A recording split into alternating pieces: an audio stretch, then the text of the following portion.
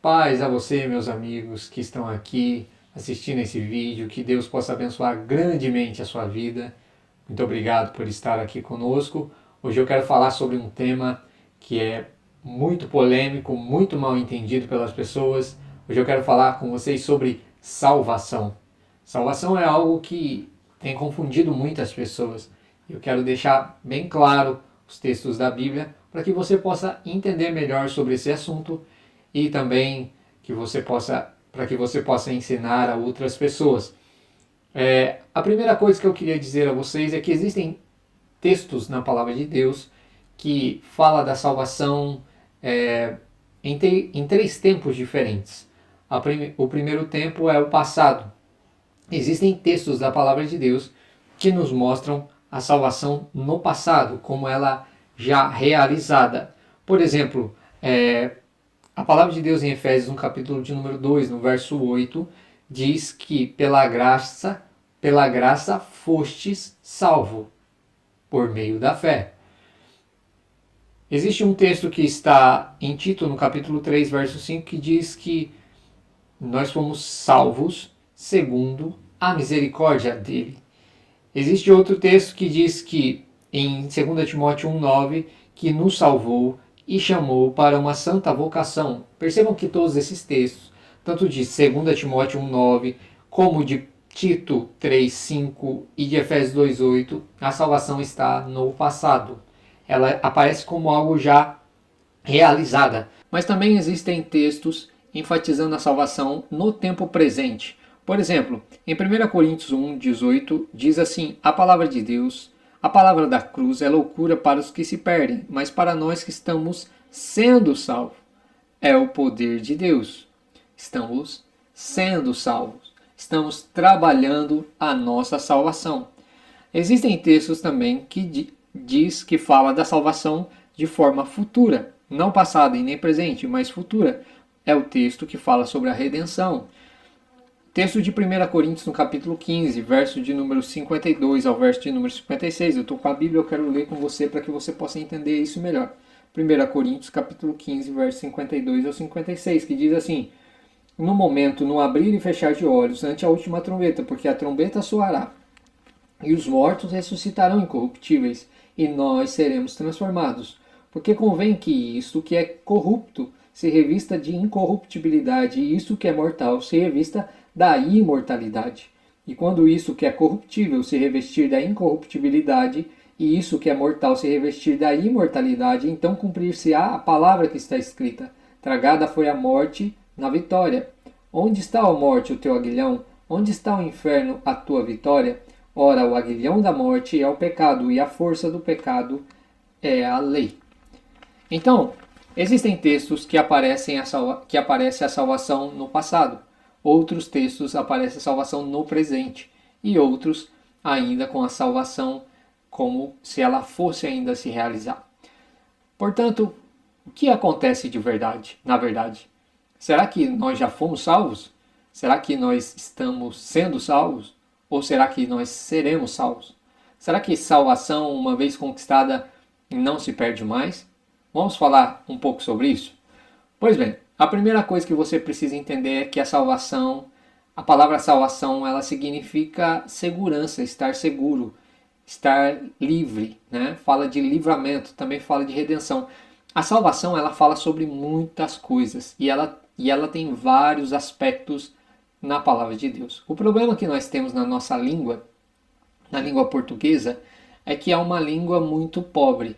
É uma língua que comparada à língua grega e hebraica, se perde muito. Existem muitas palavras na língua grega e na língua hebraica que são palavras específicas, mas na nossa língua, no português, são palavras mal postas, né? E são palavras pobres para que nós possamos entender. Então, isso é uma coisa que todo estudioso da Bíblia Sagrada tem que ter em mente.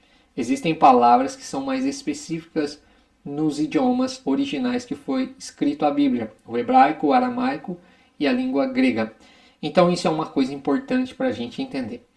Partindo disso, você pode entender que a salvação ela ocorre em três tempos distintos na palavra de Deus. Ela ocorre no passado, no presente e no futuro. A Bíblia ela é complementar, ela consegue falar de coisas diferentes, mas que se complementam. Elas não se chocam. Tudo que nós achamos que é uma contradição é uma aparente contradição, por isso, nesse estudo você vai entender muita coisa a respeito de salvação. Existe uma grande guerra no nosso meio, existem pessoas que entendem que a salvação é pela graça e que a salvação é um dom de Deus e que as pessoas que aceitaram, receberam essa salvação, elas não perdem nunca mais essa salvação.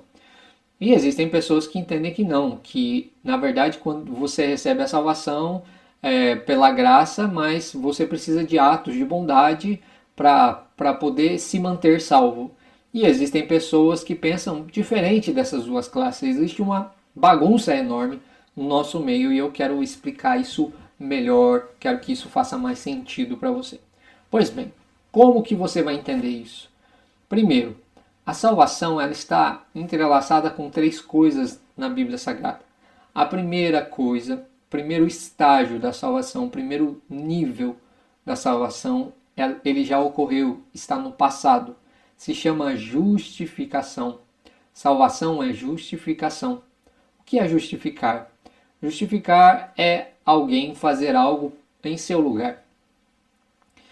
Justificação é alguém que se entregou por você.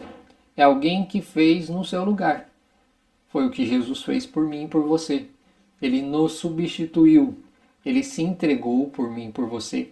Ele entregou a vida dele no nosso lugar, sendo justo e nós injustos, sendo inocente ele e nós culpados, ele trocou de lugar conosco. Então, ele atribuiu a nós aquilo que nós chamamos de graça, favor imerecido. Isso se chama justificação. E isso não pode ser realizado pelo homem. Nenhum homem pode justificar a si mesmo por meio das obras.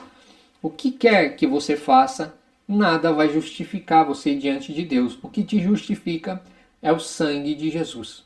O sangue de um inocente que foi derramado em seu lugar. E por isso o texto está no passado, porque a justificação já aconteceu.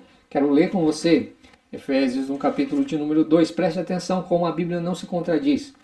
Efésios capítulo de número 2,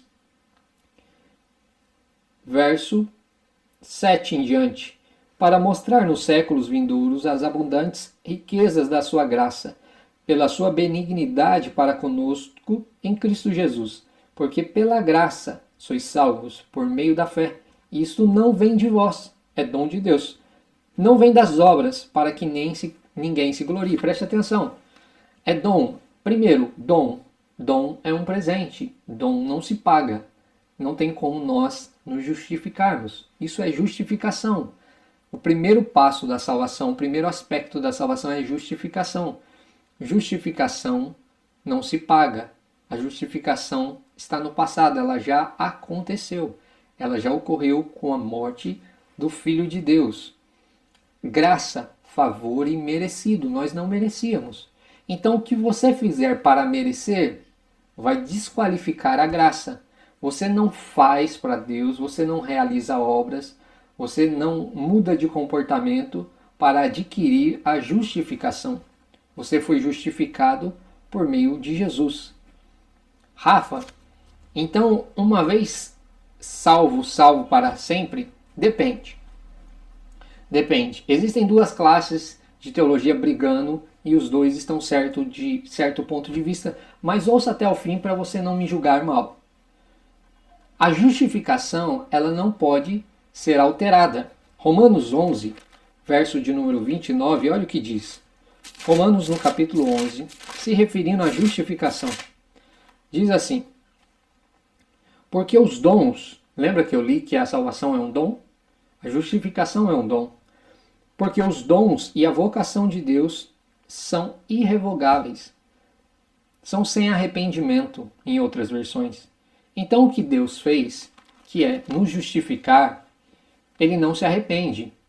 Ele entregou o seu filho e o seu filho foi entregue e isso não volta. Então nós fomos justificados. Mas a salvação termina aí? Não. Justificação é o primeiro passo para a salvação. É o primeiro aspecto da salvação.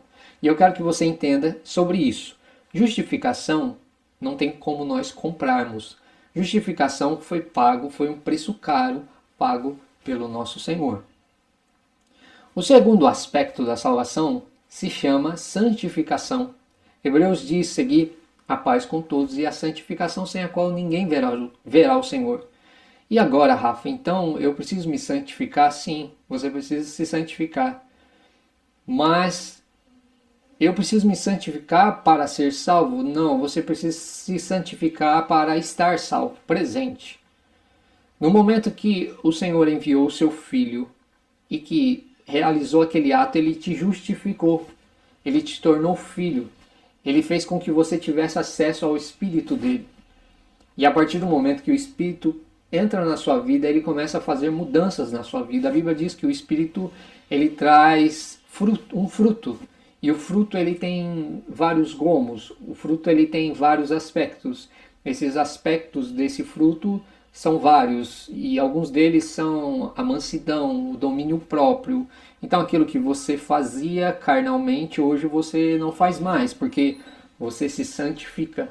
E perceba que não é santidade. Santidade é o ato daquele que já é santo. Você está se santificando, isso é um processo. Então hoje você é melhor do que ontem e amanhã você será melhor do que hoje. Santificação. O Senhor vai te limpando. Santificação é o segundo passo da salvação. É o segundo estágio da salvação. Então percebam que salvação, por alguns que leem metade da Bíblia ou parte dela, vai achar que a salvação já aconteceu e já foi totalmente efetuada. E isso não é verdade. A salvação aconteceu, passado. Fomos salvos, fomos justificados. Justificação. A salvação está acontecendo, presente, estamos sendo santificados, estamos nos santificando, estamos mudando o nosso comportamento, estamos mudando a nossa mentalidade, nós estamos sofrendo uma metanoia, uma transformação dia após dia. E aí eu salvo o meu corpo aqui, presente, de forma presente. Perceba que agora não é a justificação, mas é a santificação, é algo que depende de mim. E para que serve essa santificação? Essa santificação, ao contrário da justificação, ela não vem por meio de Cristo, ela vem por meio das suas obras, por meio dos seus atos. E quando você, porque é você que tem que se santificar, é você que tem que renunciar, não é Deus que desce e faz com que você obrigatoriamente renuncie o pecado, não. Você tem que renunciar, a santificação parte de você. E o que ela faz? Ela te dá salvação, ela te dá galardão. Você vai ter um galardão possivelmente diferente de mim e de outros irmãos, porque depende do seu nível de santificação. Agora perceba que quem recebeu a salvação, quem conhece a Cristo, ele acaba sendo transformado. Ele acaba se santificando em níveis diferentes. Alguns se santificam mais e outros menos, mas existe uma santificação, existe um processo de mudança nas nossas vidas. Esse é o segundo nível da salvação. Salvação é justificação, mas salvação também é santificação. A salvação já ocorreu, mas a salvação está ocorrendo agora na sua vida. Mas são esses dois níveis? Não. Eu li aqui para vocês sobre uma salvação futura, porque você possivelmente conhece pessoas que morreram em Cristo, que morreram e acreditaram em Jesus, que sabiam que Ele entregou a vida por eles. Mas são pessoas que estão agora onde? Estão no cemitério, estão com corpos destruídos, estão na terra. Mas essas pessoas não receberam a plenitude da salvação, porque salvação não é só justificação. Salvação não é só santificação. Salvação também é glorificação. Quando João 3,16 diz, porque Deus amou o mundo de tal maneira que entregou o seu Filho para que todo aquele que nele crê não pereça, mas tenha a vida eterna, aí está falando sobre santificação, está falando sobre justificação e também está falando sobre glorificação, vida eterna. A Bíblia fala sobre a ressurreição. Se você ler 1 Coríntios no capítulo 15, você vai ficar embasbacado com as coisas que Paulo fala, porque nós cremos na ressurreição. Em Daniel, no capítulo 12, verso 2, também fala sobre a ressurreição. Nós cremos na ressurreição. Nós não cremos que a alma ou o espírito atua em outro corpo e por isso nós podemos destruir os nossos corpos como os pagãos fazem, cremações ou a cremação. Não, nós cremos na ressurreição. A Bíblia diz que Deus levou o profeta Ezequiel em um vale de ossos secos e disse a ele: porventura poderão viver esses ossos em visão? E o profeta Ezequiel disse: Senhor, tu sabes. E o Senhor começou a restaurar aqueles ossos e eles voltaram à vida. Nós acreditamos na ressurreição. A salvação, ela é esses três, ela é esse combo de passado, presente e futuro, de justificação, de santificação e de glorificação, porque aqueles que morreram serão ressuscitados. Então, quando você entende assim, você entende a plenitude da salvação. Você não fica mais confundido, porque, na verdade, nós já fomos salvos. Porque o preço já foi pago por nós. O acesso foi concedido por nós através de Jesus, através do seu sangue. E o escritor de Efésios, Paulo, está muito certo ao dizer que a salvação não é pelas nossas obras. A justificação não ocorre por causa de nós. A justificação ocorreu por causa do Filho de Deus. Isso não vem de vós para que vocês não se gloriem, mas isso vem de Deus. Então, não é possível alguém ser salvo somente por causa das suas obras, não. Ela tem que reconhecer que Jesus morreu no lugar dela e que ela é pecadora, que ela precisa ser lavada, redimida por esse sangue.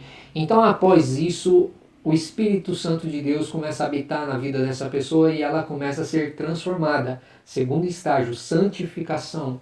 E por último, após isso, após o falecimento, ela será ressuscitada. Rafa, mas o apóstolo Paulo em 1 Coríntios 15 diz que nem todos dormiremos. Pois é, muitos serão apenas transformados na vinda de Cristo. Não morrerão. Passarão por uma transformação. Que transformação é essa? Nós passaremos desse corpo corrupto para um corpo incorrupto. Passaremos de um corpo mortal para um corpo imortal. Eu sugiro que você leia 1 Coríntios capítulo 15 todo na sua casa. E você vai ter grandes revelações, mas salvação é isso. Salvação é passado, salvação é presente, salvação é futuro. Se você deixa de comer algo, você deixa de beber, ou você deixa de ingerir álcool, ou se você deixa de trazer para o seu corpo, para a sua carne, algo que pode te matar, você está realizando uma salvação presente. Você está se santificando, você está separando, você está realizando um ato através do Espírito de Deus para salvar o seu corpo. E essa salvação presente, momentânea, passageira, ela é descrita na Bíblia como santificação. Então, Rafa, eu posso perder a minha salvação se eu deixar de crer no Filho de Deus, que Ele me salvou, se eu abandonar essa... Sim, você pode. Você pode. Mas então, Romanos diz que o dom de Deus é irrevogável. Sim, é irrevogável, porque o que Deus fez está feito. E Ele não pode, e Ele não vai mudar o que já foi feito. Porque Deus amou o mundo de tal maneira e deu. O ato já foi, já aconteceu, está no passado, Ele já nos justificou. Mas precisamos caminhar na salvação. Quero te lembrar que o templo ele era dividido em 3 partes. Átrio, santo e santíssimo lugar. A nossa salvação é uma caminhada. E ela depende de muitos aspectos. Ela depende primeiramente do sangue de Jesus, e sem a morte de Jesus jamais poderíamos ser salvos. Mas após a morte depende de nós. Porque nós precisamos negar a nós mesmos. Renunciar às nossas vontades. Tomar a nossa cruz para segui-lo. Por isso a Bíblia ela é complementar. Nós fomos justificados tão somente por causa da graça e da bondade. Nós nos santificamos, porque recebemos por graça e por bondade, por meio da fé, o Espírito de Deus. e nós seremos ressuscitados pelo Deus Pai. Aqueles que morreram e aqueles que não morreram, creio que eu e você participaremos da vinda de Jesus e que nós teremos o nosso corpo transformado, incorruptível e imortal. Muitas pessoas pensam que a salvação é um mérito tão somente dele, e eu faço as perguntas que a Bíblia faz. Eu vejo as histórias da Bíblia. A Bíblia conta a história de um menino que pediu a herança ao pai e que quis sair de casa. Na verdade, ele não tinha coragem de dizer ao pai que queria ver o pai morto, porque herança só se pede após a morte do pai. Então, de uma forma subliminar, ele disse: Pai, eu estou ansioso pela sua morte, mas como isso não acontece, tem como o senhor antecipar a herança? E o pai entregou a ele. E ele foi, e a Bíblia diz que ele perdeu tudo que tinha. Ele teve vontade de comer não a comida dos porcos, mas a comida que os porcos comiam. Ele se misturou com os porcos, perdeu todo o seu dinheiro. E não por bondade, como muitos pregam, que ele se arrependeu, ele não se arrepende. Ele tem um sentimento egoísta, ele pensa que ele sabe que ele está passando fome e que na casa do pai há alimento. Então ele arruma um argumento para poder voltar. O pensamento dele não é o pai, é ele. Ele diz: quantos trabalhadores de meu pai têm abundância de pão e eu pereço de fome? Ele pensa nele, perceba isso comigo. Eu pereço de fome. Então levantar-me-ei, irei ter com meu pai e direi, por causa que ele perecia de fome. Essa era a razão. Então eu direi: Pai, pequei contra os céus e contra ti, já não sou digno de ser chamado teu filho, mas eu estou com fome, eu preciso de alimento, então me torna como um dos seus trabalhadores. E foi assim que ele fez. Mas quando ele chegou, o pai já tinha um outro anel preparado sob medida para o seu dedo. O pai tinha sandália preparada sob medida para os seus pés. Essa história não é sobre o filho. Essa história é sobre o amor do pai. A história de salvação não é a história sobre quem nós somos. É a história sobre quem o nosso pai é.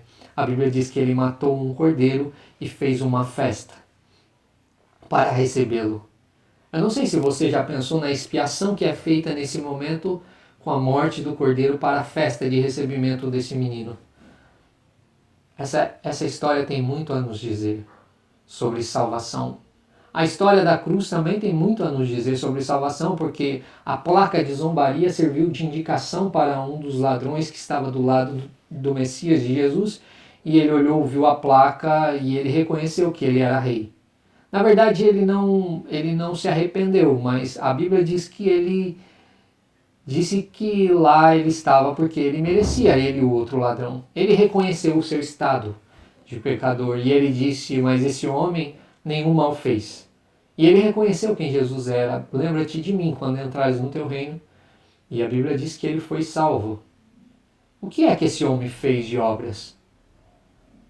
Mas ele recebeu a salvação, e isso que eu queria lembrar você nesse momento. A salvação é um dom de Deus, mas a salvação ela deve ser desenvolvida para nós. Rafa, e quando eu desenvolvo a salvação, o que ocorre? Ocorre recompensas no mundo espiritual. Na eternidade existe uma posição preparada para você que tem se santificado, tem separado. Não é justo que todos sejam salvos e recebam a mesma coisa, sendo que vivemos em níveis diferentes. Imagina eu e o apóstolo Paulo chegando no céu, o Senhor perguntando para mim o que eu fiz e o que ele fez, que vergonha para mim, não? Um homem que entregou a sua vida pelo reino, e eu não fiz isso. Você não fez isso. Mas o galardão dele será maior, e o galardão será uma posição. Leia Lucas, capítulo de número 19, fala a história de um rei que saiu para uma terra longínqua, uma terra distante, e ele não foi recebido como rei, então ele deu talentos, ele deu minas, dinheiro para alguns, deu 10 para um, 5 para outro, 2 para um e 1 para outro. E depois de um tempo ele voltou para tomar o reino, e aquele que tinha 10 desenvolveu, conseguiu mais, e aquele que tinha 5 também usou seus talentos para granjear mais, e o que tinha 2 também, mas o que tinha 1 escondeu, porque pensou que o seu senhor era zeloso demais e que ele não podia perder. Então o Senhor toma o que ele tem e dá àquele que tem mais. E a Bíblia diz que nessa parábola, Lucas 19, a Bíblia diz que aquele que tinha 10 ganhou governo, domínio sobre 10 cidades, o outro que tinha 5 sobre 5 cidades, o outro que tinha 2 sobre 2 cidades, o outro que tinha 1 e não fez nada, foi jogado para fora da cidade. Então eu quero que você entenda que o que você faz, as suas obras, conta para a salvação, na verdade para o galardão, mas é uma forma de desenvolver a sua salvação. Eu quero falar mais vezes sobre esse assunto, mas por enquanto eu quero que você medite nessas palavras, que você leia e quero que você deixe os seus comentários aqui embaixo no YouTube. Quero também convidar você para se inscrever no canal e compartilhar esses vídeos. Eu tenho certeza que vai ajudar muitas pessoas. Que o Senhor possa abençoar grandemente a sua vida. Que você possa entender que a salvação, ela era, ela é e ela será. Que a salvação é passado, é presente e será futuro. Que a salvação é justificação, é santificação e também glorificação. Que a salvação ocorreu por meio do Filho de Deus da sua morte. Que a salvação ocorre nesse momento, quando você renuncia ao pecado. E que a salvação ocorrerá quando o Senhor ressuscitar os seus filhos da morte e os transformar na sua vinda. Que o Senhor abençoe ricamente, poderosamente a sua vida, que esse estudo possa servir para te abençoar grandemente. Um beijo no seu coração, até a próxima e Deus te abençoe poderosamente.